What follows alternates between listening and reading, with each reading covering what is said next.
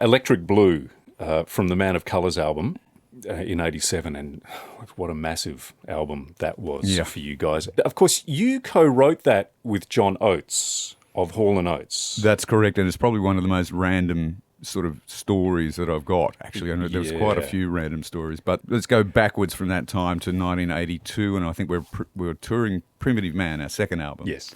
And I was sitting in Adelaide Airport, and we'd just arrived, and this fellow came over. He had a moustache and curly black hair, and he had a cassette of Primitive Man, and he said, "Hi, I'm John Oates from Hall & Oates, and I just bought your album. I'm loving it.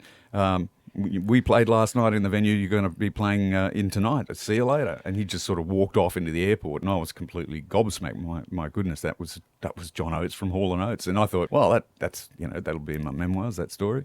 And that was the end of it. Let's go forward to 1986, and I was on touring in America with Measure for Measure, the fourth album, and I had a little break, and I was in this same hotel for 3 weeks in New York, right next to Central Park. I had a tiny little bar in it, and I got to know the barman. And the phone rang, and the barman picked it up, and he handed it to me. He said, "There's a call for you." And on the end of the phone, his voice said, "Hi, it's John Oates. We met years ago in blah blah blah. I've got to write songs with you." And I'm not very good in a collaborative situation. I lock myself away on my own. And so my immediate instinct was to make every excuse I could not to write songs with John Oates. And I said, "Well, I can't do anything at the moment. I'm in the middle of a tour. Don't worry. I'll wait until the end of the tour." "Right, but at the end of the tour, I've got to go back to Australia." "Never mind, I'll come to Australia."